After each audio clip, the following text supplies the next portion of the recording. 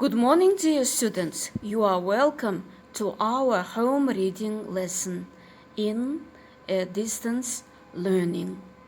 This video lesson, is prepared by the teacher of special disciplines of the English language of Mangistau Humanitarian College, named after Мұрынжырау Сеңгірбекұлы, Mireeva Clara Sanzirovna. You know that home reading lesson is related to the literature, and literature gives understanding, information, or insight and a feeling towards the individual who shares it. It was a literature that made life beautiful and made stories of sentiment and love. It's literature that has portrayed the milder side of individuals. The learning objectives of the lesson: interact with academic content, reading, writing, listening, and speaking.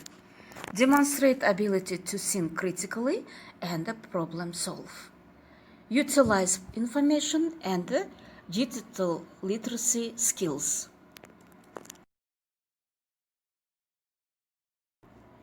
Dear students, let's listen to the audio script of Biography O. Henry.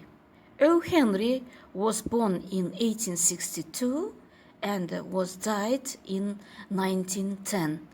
Please carefully listen to the audio script. William Sidney Porter, known by his pen name O. Henry, was an American writer. O. Henry's short stories are known for their wit, wordplay, warm characterization, and clever twist endings. Biography, Early Life. William Sidney Porter was born on September 11, 1862, in Greensboro, North Carolina. He changed the spelling of his middle name to Sidney in 1898.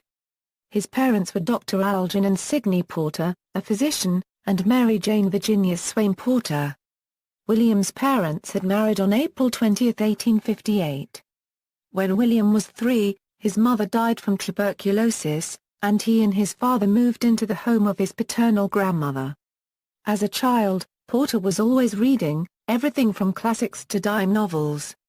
His favorite works were Lane's translation of 1001 Nights, and Burton's Anatomy of Melancholy. Porter graduated from his aunt Evelina Maria Porter's elementary school in 1876. He then enrolled at the Lindsay Street High School. His aunt continued to tutor him until he was 15. In 1879, he started working in his uncle's drugstore, and in 1881, at the age of 19, he was licensed as a pharmacist. At the drugstore, he also showed off his natural artistic talents by sketching the townsfolk. Moved to Texas. Porter traveled with Dr. James K. Hall to Texas in March 1882, hoping that a change of air would help alleviate a persistent cough he had developed.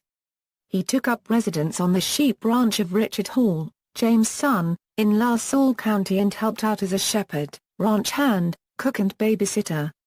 While on the ranch, he learned bits of Spanish and German from the mix of immigrant ranch hands. He also spent time reading classic literature. Porter's health did improve, and he traveled with Richard to Austin in 1884, where he decided to remain and was welcomed into the home of the Harolds, who were friends of Richard's. Porter took a number of different jobs over the next several years, first as pharmacist, then as a draftsman, bank teller, and journalist. He also began writing as a sideline. Porter led an active social life in Austin, including membership in singing and drama groups. He was a good singer and musician. He played both the guitar and mandolin. He became a member of the Hill City Quartet, a group of young men who sang at gatherings and serenaded young women of the town. Porter met and began courting Ethel Estes, then 17 years old and from a wealthy family. Her mother objected to the match because Ethel was ill, suffering from tuberculosis. On July 1, 1887, Porter eloped with Ethel to the home of Reverend R.K. Smoot, where they were married. The couple continued to participate in musical and theatre groups, and Athol encouraged her husband to pursue his writing. Athol gave birth to a son in 1888, who died hours after birth, and then a daughter, Margaret Worth Porter, in September 1889. Porter's friend Richard Hall became Texas Land Commissioner and offered Porter a job. Porter started as a draftsman at the Texas General Land Office in 1887 at a salary of $100 a month, drawing maps from surveys and field notes. The salary was enough to support his family, but he continued his contributions to magazines and newspapers. In the GLO building, he began developing characters and plots for such stories as Georgia's Ruling and Buried Treasure. The castle-like building he worked in was even woven into some of his tales, such as Big Zor's script No. 2692. His job at the GLO was a political appointment by Hall. I want to give you additional information about the biography and the literary career of the writer. O. Henry short stories are famous for their surprise endings.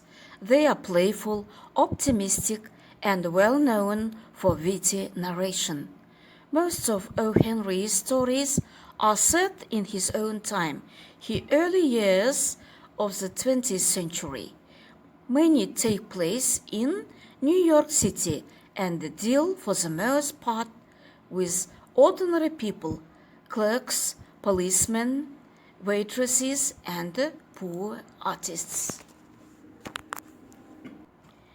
Among his most famous stories are Cabbages and the Kings, The 4 Million, The Gift of the Magi, The Cope and the Ansem, A Retrieved Reformation, After 20 Years, Compliments of the Season, The Ransom of the Red Chief. You have listened carefully for the information of biography and the literary career of this writer. And please, let's answer to the questions. When and where did O. Henry live? Think of it, please. The second question, what is O. Henry's most famous story? The third question, why did O. Henry change his name to O. Henry? Dear students, please pay attention, listen carefully to the pronunciation of new words of this short story. The first word, become a famous artist. Мечтал стать художником. Суретші болуды армандады. The second word, was taken piano lessons. Брала уроки игры на фортепиано. Фортепианодан сабақ алды. The third word, very excited. Очень взволнованная. Қатты толку. The fourth word combination, refused to listen to her. И слушать не хотел. Тыңдағысы да келмеді. Giving up music. Бросить занятие музыкой. Музыкадан бас тарту. Time flies. Время бежит быстро. Уақыт зымырап өтуде. Spilled a lot of very hot water over my hand. Пролила кипяток на руку. Ыстық суды қолына төгіп алды. Creations of the same art. Выдуманные персонажи. Ойдан шығарылған кейіпкерлер. And now, students, let's listen to the audio script of story A Service of Love by O. Henry. Listen please attentively, because after listening it, you will answer to the questions and do some task. A Service of Love. Delia was a young pianist with long, slender fingers and blonde hair, and a kind, generous nature. Her husband, Joe, was a promising young painter, broad-shouldered with bushy eyebrows and a wide smile, and an honest, hard-working young man. They lived together in a small flat in New York. Each of them was taking lessons, Joe with a famous art teacher and Delia with a great pianist from Germany. They were the best teachers, so lessons were expensive, more than they could really afford, but when you love your art, nothing's too much. But soon, the money began to run out, and they couldn't afford the lessons anymore. Then, one day, Delia came home and told Joe that she had met a man. The man's daughter, Sally, wanted to learn the piano, and he was going to pay her $50 an hour. "Delia," Joe said, "I'd be much happier if you kept up your lessons." Delia said that it didn't matter. She said, "When I've earned some money, I'll start again. When you love your art, nothing's too much." But Joe decided that he was also going to stop his lessons, to paint pictures and try to sell them. A few days later, Joe came home and proudly took $200 from his pocket. Delia laughed and asked him where he'd got it from. "I met a man from Vermont," he said, "who bought one of my paintings, and he wants to buy more." So the two of them were happy for a while. They didn't have to worry anymore about finding the money to buy food and pay the bills. They missed their lessons, but that didn't seem to matter. Then one day Joe came home and saw that Delia's hand was wrapped in a bandage. He asked her what had happened and if she was all right. "Oh," said Delia, "my student, Sally, asked me to make some coffee for her, so I did, and I dropped the coffee and burned my hand. But she went straight to the drugstore and got this bandage for me." Joe sat down and told Delia to sit down too. "Delia, what have you been doing the last 2 weeks?" he asked. She tried not to tell him, but then the tears began. "Oh, Joe, I couldn't get students, so I got a job as a waitress in a diner. And today, I burned my hand with hot water, so I can't work anymore. I'm sorry, Joe, but we'll still have money from the man in Vermont, won't we?" Joe looked at her. "There's no man in Vermont," he said. "I haven't sold any paintings. I've been working in a drugstore, and today someone came from the diner to buy bandages for a woman who'd burned her hand. So when I saw you, well, I guessed." They both left. "So, we've told each other lies," said Joe. "But when you love your art—" Delia put her fingers to his lips. "No, Joe," she said. "Just when you love." Read the story very attentively, please. Pause the video. It's very interesting story, and let's answer to the questions. The first question: why did Joe Larrabee and Delia come to New York? Where did the young men get acquainted? In what way did they continue their education after marriage? What made Delia give up her music lessons? Why was Joe disappointed when he learned about Delia's plan? What was Joe's plan? Did Delia know about it? Every week Joe brought some money. How did he explain it to Delia? What happened one day? How did Joe guess the truth? Please answer to these questions.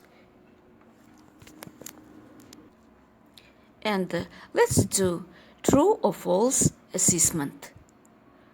The first, Joe Larrabee dreamed of becoming a great writer. True or false? Delia played the piano so well in the little southern village. True or false? Think of it, please. Mr. and Mrs. Larrabee began their married life in a large villa.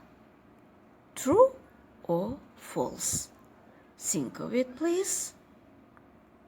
Soon, they didn't have enough to pay for their lessons and eat 3 times a day. True or false?